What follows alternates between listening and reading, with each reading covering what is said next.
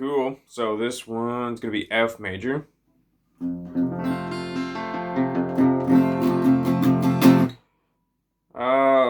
We're gonna work our way up to the bar chord version there.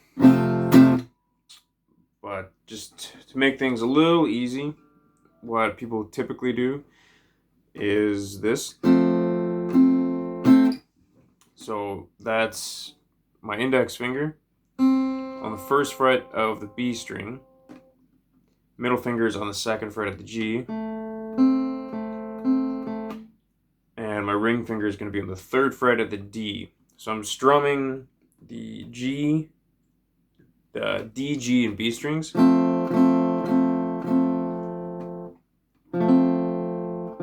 that's giving us our root, third, and fifth for our major chord. Starting off with that.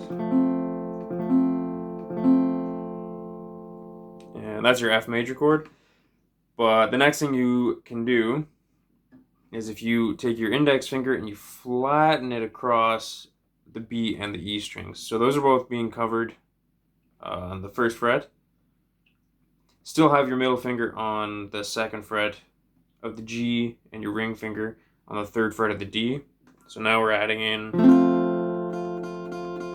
that F note on the first fret of the little E string. So it might be a little bit tricky flattening that one out.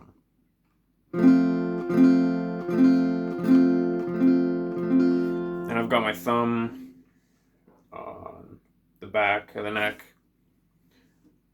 sort of really, it's helping my index finger flatten out and push down to fret those notes properly.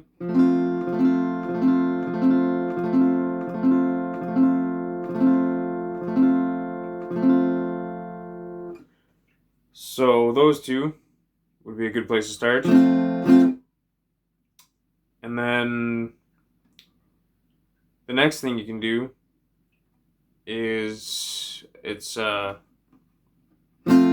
we were just doing there. Move your ring finger to the third fret of the A string, and your pinky's going to take over on the third fret of the D.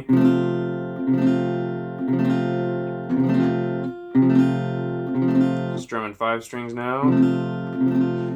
And what happens a lot with this way of playing it is you're not actually flattening your index across the E and the B. You're just playing the B. So just playing those 4 middle strings, the A, D, G, and B. And I'll use my thumb to mute when I'm doing that. But that's, you see that quite a bit. And people move that shape around a lot. But yeah, so that's another way of playing an F.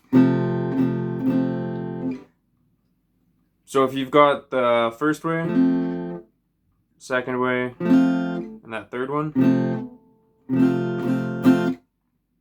got those down, even if you have to just work on those for a little while before you work up to this one, that's all good. This is the full F major bar chord.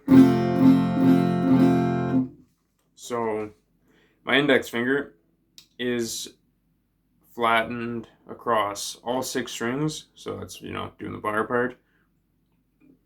And then my middle finger is on the second fret of the G. Pinky is going to be on the third fret of the D. Ring finger is third fret of the A. I'm strumming all 6 strings.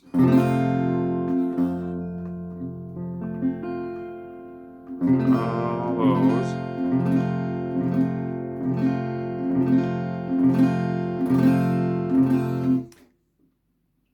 And again, my thumb is on the other side of the neck, helping out my index finger, really like push down all those strings, because you do want it actually flattening across all the strings and pushing down, because you want to get the first fret of the E and B and the big E. And that's your full F major bar chord. So Those other ways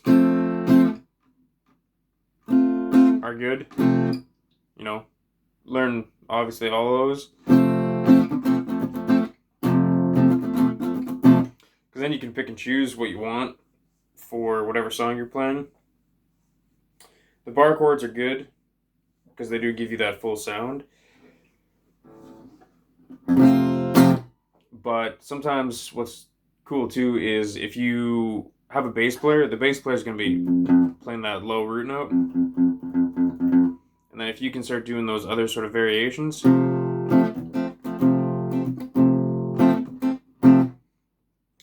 it just kind of give it kind of a cool dynamic.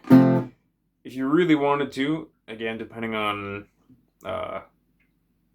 your finger strength, you know, how big your hand is, also the neck profile. Like if you have a really thick neck, that might make it harder to do this. But if you reach around with your thumb, you can actually play those root notes with your thumb.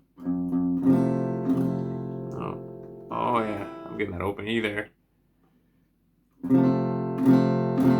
That's why it sounded crazy. And then you can move that around like that. Again, like kind of a golden example of that would be like a Jimi Hendrix thing. That's not like necessarily a Jimi Hendrix riff, but just having your thumb up and over. Also, I think John Mayer does a lot of that too.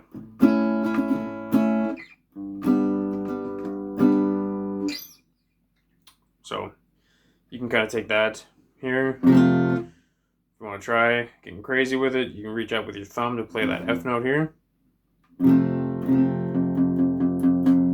And then once you get that down, you can move it around to play those same shapes but get different chords. So up 2 frets would be a G, 2 frets from there would be an A, 2 frets from there would be B, C, D, and all that.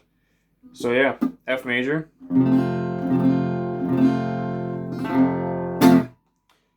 That